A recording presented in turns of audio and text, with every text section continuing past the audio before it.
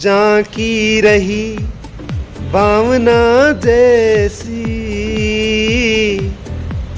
प्रभु मूर्ति देखी तिन तैसी।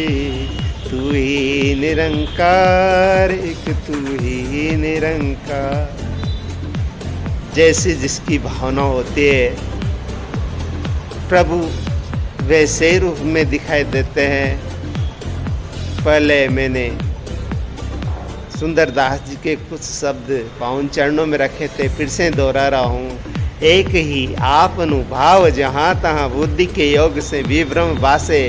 जो ये क्रूर तो क्रूर वहाँ पुनिया के किसे थे वहाँ पुनि कासे। जो ये साधु तो साधु वहाँ पुनिया के हंसे थे वहाँ पुनि हासे।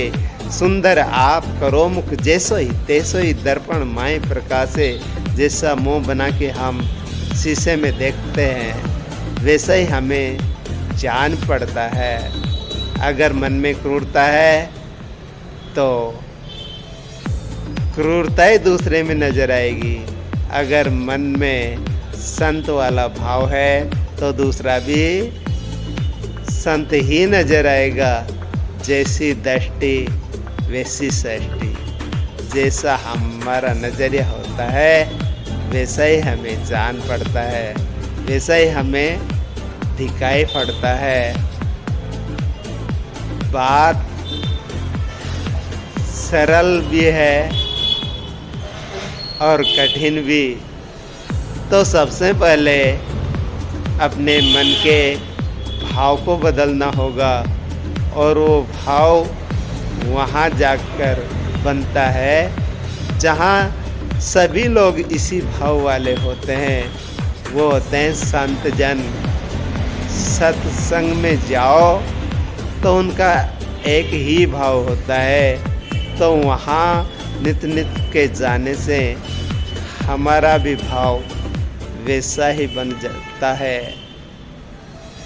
जब हमारा भाव संतों वाला बन जाता है तो फिर हमें हर कोई संत नजर आने लगते हैं। क्रूरता जो मन से चली जाती है तो सबके अंदर प्रेम भाव ही नजर आता है, क्योंकि अपने मन में भी प्रेम भाव बन जाता है।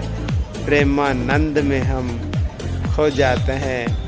जब हमारे अंदर प्रेम होता है तो दूसरों में भी प्रेम ही नज़र आता है। अगर नहीं भी होगा तो एक न एक दिन सामने वाले का भाव बदल ही जाएगा। आप प्रेम करते हो और दूसरा जुल्म करता है, कब तक? आखिर एक दिन उसको पिघलना ही पड़ता है। कुछ दिन नहीं पिघलना, ये हमारी कसौटी होती है। लेकिन हमें हमारा स्वभाव नहीं छोड़ना चाहिए, प्रेम वाला स्वभाव नहीं छोड़ना चाहिए। तो आखिर एक दिन सामने वाले का भाव बदल ही जाएगा, और नहीं भी बदलेगा तो अंदर में तो हम सुखी रहेंगे, खुश ही रहेंगे। इन्हीं शब्दों से मैं समय याचना करूँगा। प्यार से कहना, धन्य निरंकार जी।